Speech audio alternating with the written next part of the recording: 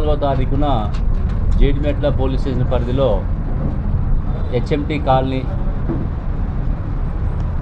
ప్రాంతంలో నైట్ 11:45కి రాగం రాకేష్ శర్మ మరియు అతని ఫ్రెండ్ హరీష్ రెడ్డి ఇద్దరు ఆ ప్రాంతంలో ఉన్న సమయంలో ఒక 6 వ్యక్తులు వచ్చేసి వీళ్ళు బెదిరించి మెడలో ఉన్నటువంటి గోల్డ్ చైను, చేతికి ఉన్న వెండి ఉంగరము, ఒక ఫోను లాక్కొని పోవడం జరిగింది. అదే రోజు మనము రాబరీ సెక్షన్ల కింద ఎఫ్ఐఆర్ నమోదు చేయడం జరిగింది. ఆ రోజు నుంచి ఈ రోజు వరకు కూడా కంటిన్యూగా, అంటే లాస్ట్ 20 days అయింది ఇప్పటివరకు. 20 రోజులు కూడా మన క్రైమ్ ఇన్స్పెక్టర్ ధనుంజయ్ వాళ్ళ టీము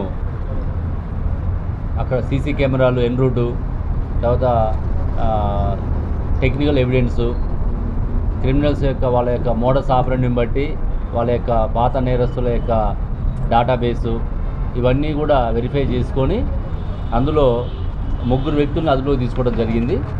వాళ్ళ పేరు సాయి కిరణ్, నవీన్, గుగులోత్, అనిల్. వీళ్ళ 3 అదుపులో తీసుకొని విచారించినప్పుడు వాళ్ళ ఈ నేరాన్ని మేమే చేసినామని చెప్పి ఒప్పుకోవడం జరిగింది.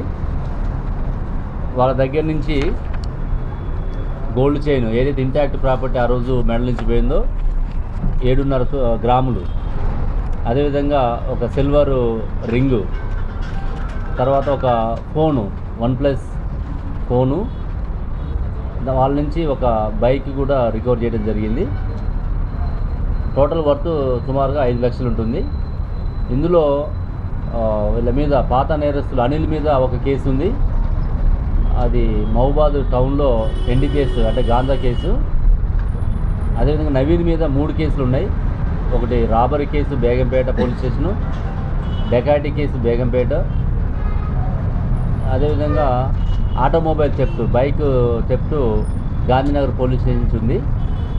వీటన్నిటిలో కూడా గతంలో వీళ్ళు అరెస్ట్ అయ్యి బయటకు వచ్చి ఈ నేరాలు చేస్తున్నారు. వీళ్ళు మొత్తం యాక్చువల్గా కంప్లైంట్ ఆ రోజు 4 అని చెప్పేసి చీకట్లో కనపడక 4 వ్యక్తులు వచ్చి ఈ నేరం చేసినని చెప్పడం జరిగింది. వాళ్ళని చూస్తే గుర్తుపడదని చెప్పడం జరిగింది. ఆ తర్వాత నేరస్తుల్ని మనం అదుపులో తీసుకున్న తర్వాత చూస్తే మొత్తం 6 ఉన్నారు వీళ్ళ గ్యాంగ్. వీళ్ళందరూ కూడా ఈ మత్తుకి గాంజాకి అలవాటు పడి ప్రకాష్ నగరు, బేగంపేట ఈ ఏరియాలో మూవ్మెంట్ చేసుకుంటూ నైట్ టైంలో ఎవరెవరు సింగిల్ దొరుకుతారు, ఏ విధంగా వాళ్ళ నుంచి మనము వాళ్ళని ఎక్స్టార్షన్ చేయాలనేటువంటి ఒక ప్లాన్ తోటి వాళ్ళు ఈ పథకం పడడం జరిగింది. వాళ్ళందరినీ కూడా ఈరోజు అదుపులో తీసుకొని కోర్టులో ప్రొడ్యూస్ చేయడం జరుగుతున్నది. పాత నేరాలని దృష్టిలో పెట్టుకొని వీళ్ళ మీద బెయిల్ రాకుండా చూడటం, వీళ్ళ మీద షీట్స్ ఓపెన్ చేయడం జరుగుతుంది. ఇందులో గుడ్ వర్క్ చేసినటువంటి డిఐ ఇన్స్పెక్టర్తో పాటు అదేవిధంగా మనకి బాలగంగిరెడ్డి ఏసీపీ కేసుని ఆ రోజు నుంచి కూడా కంటిన్యూగా మానిటర్ చేయడం జరిగింది. ఇన్స్పెక్టర్ మల్లేషు, అదేవిధంగా ఈ క్రైమ్ టీం ఎవరైతే ఉన్నారో DSI Shyam Babu, head constable Rajasekhar, constables Subbarayudu, Subbarao, Raj Kumar, Naresh, Mohan, వీళ్ళందరూ కూడా చాలా ఎఫెక్టివ్గా పనిచేయడం జరిగింది.